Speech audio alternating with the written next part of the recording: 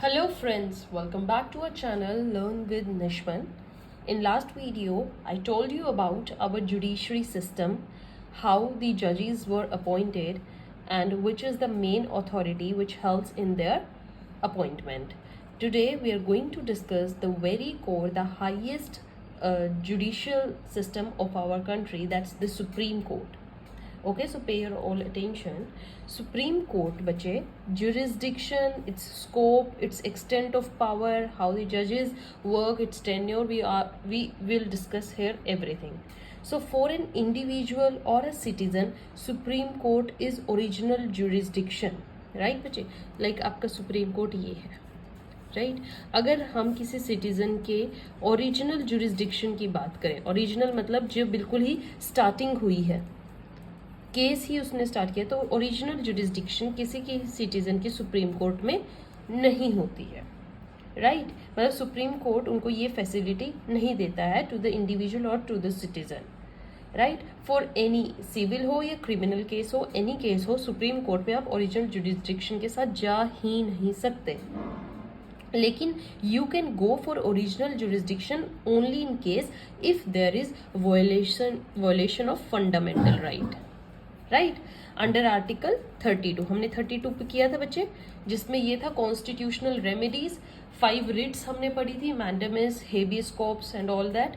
तो आप उनके रिगार्डिंग सुप्रीम कोर्ट में डायरेक्ट अप्रोच कर सकते हो for original jurisdiction. So there is only an exception in case of fundamental rights. Only when your fundamental rights are infringed you can directly approach to supreme court by using your right under article 32. All right.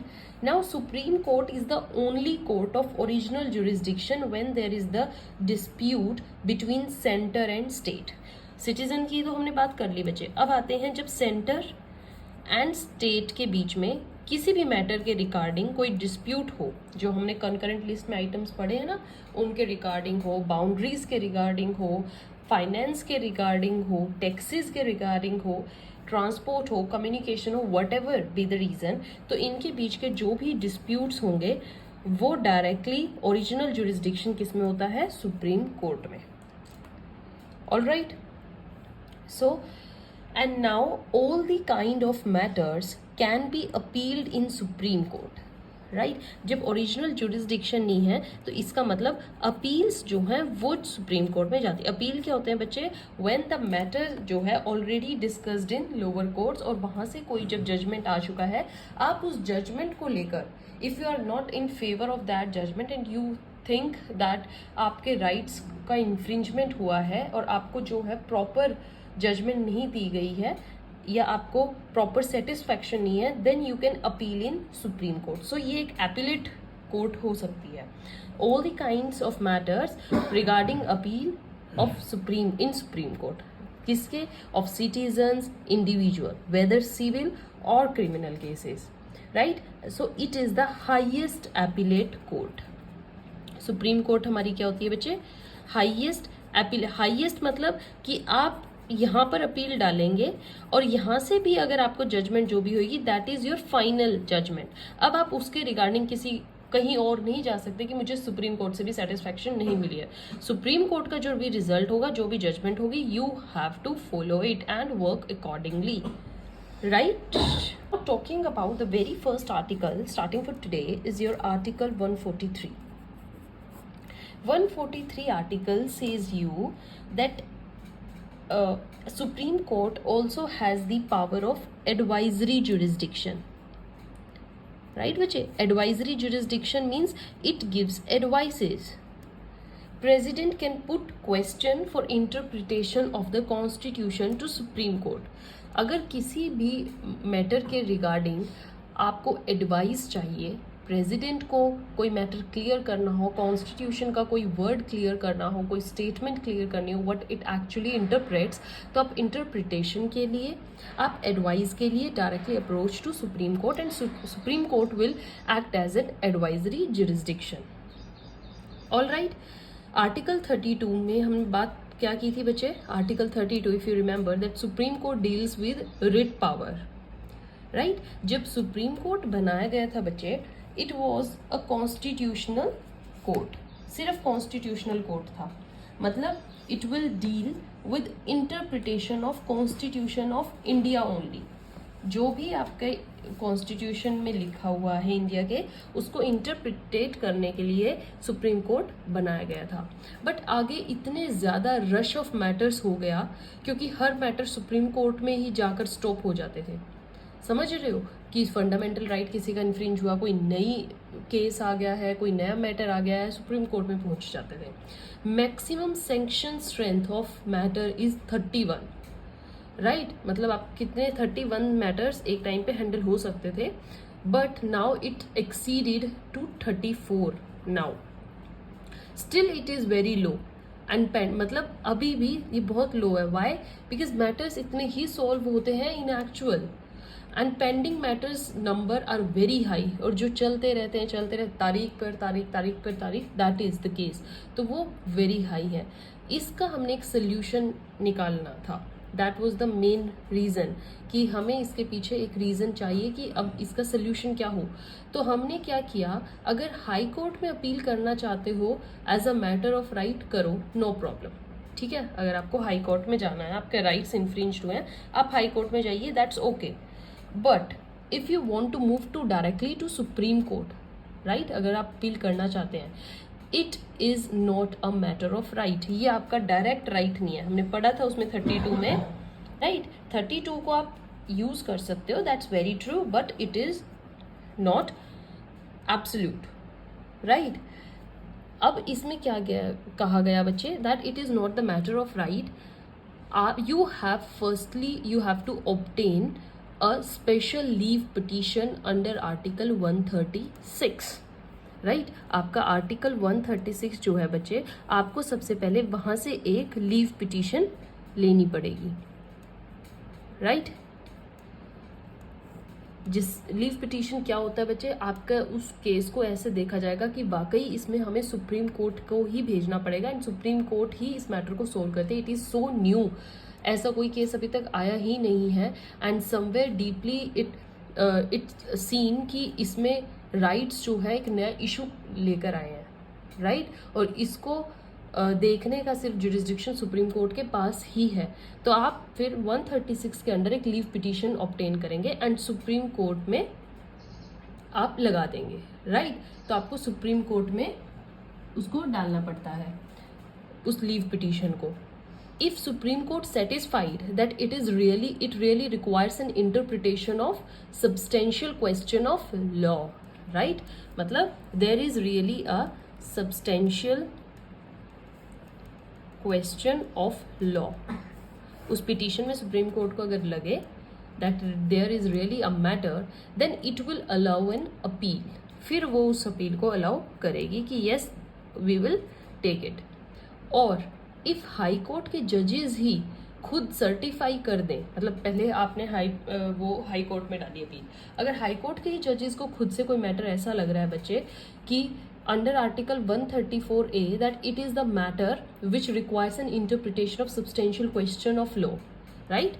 High court में डालने के बाद अगर high court के जजेस को लग रहा है that we need jurisdiction first from supreme court, then वो 134A आर्टिकल को यूज करके क्या कर सकते हैं, ओपिनियन ऑफ जजेस that this matter should be heard by supreme court, तभी सुप्रीम कोर्ट में मैटर जा सकता है। समझ में आया? तो दो केसेस में ही आप सुप्रीम कोर्ट में डायरेक्ट जा सकते हैं अगर आपके फंडामेंटल राइट्स इन्फ्रिंज हुए हैं। एक आप पहले लीव पिटीशन अंडर 136 दायर करके कि आपका मैटर बहुत सीरियस है, डीप है और उसमें क्वेश्चन ऑफ लॉ अराइज होता है, या फिर आपने हाई कोर्ट में अपील डाल रखी थी, हाई कोर्ट के ही जजेस को खुद लगा कि इसमें सुप्रीम कोर्ट के जुरिस्डिक्शन इंटरप्रिटेशन के लिए चाहिए ही चाहिए। समझ में आया बच्चे? Now come to article 142, right?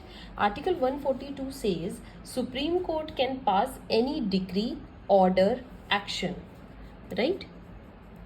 Decree, order, action which is required necessary for complete justice. Words देखिए बच्चे कितने बढ़िया यूज किए गए हैं हमारे कॉन्स्टिट्यूशन में, for complete justice, right. Complete justice का मतलब क्या है बच्चे, यहाँ पर इस पे फोकस क्यों किया गया है, दैट सुप्रीम कोर्ट जहाँ मर्जी अपनी जुरिस्डिक्शन यूज कर सकता है, राइट? मतलब उसको अगर कहीं पे भी ये फील होता है कि यहाँ पर हमें स्टेप लेने की ज़रूरत है, it will do, because it is the supreme custodian of constitution. उन्हीं को ही कॉन्स्टिट्यूशन को इंटरप्रेट करना है, कॉन्स्टिट्यूशन के जितने आइडियाज उनको प्रोपेगेट करना है। So supreme court have practically unlimited powers. समझ में आया बच्चे? आर्टिकल 142 कहीं ना कहीं उन्हें अनलिमिटेड पावर्स देता है सुप्रीम कोर्ट को, because by using this article they have given a right that they can pass any decree order which they seems to be necessary for providing complete justice. Okay, now article 141.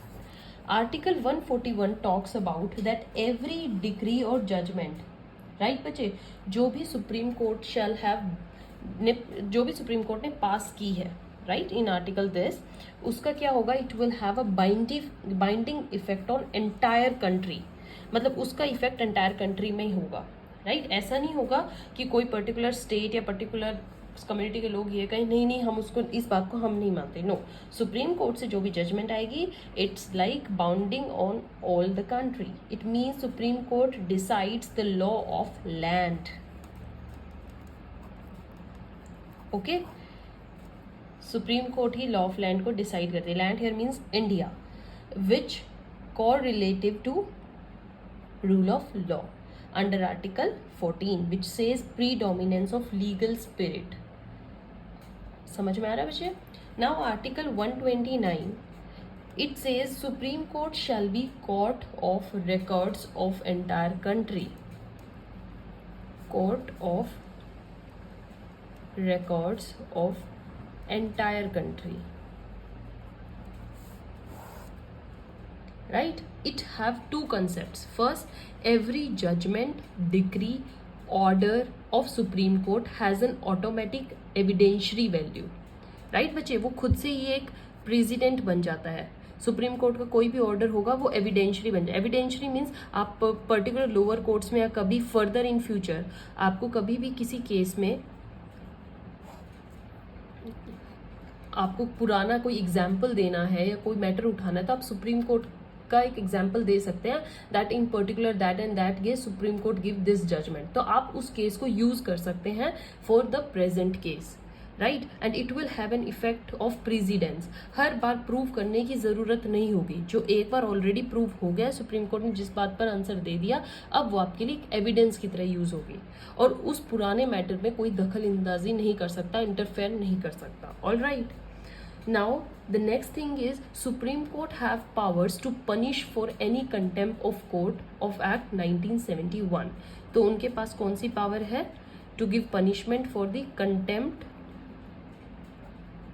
of courts of Act 1971। इस act के अंदर कोई भी contempt होगा तो court, supreme court उसके under punishment दे सकती है। कंटेम्प्ट कौन से होंगे? Civil contempt means wilful disobedience of order of court.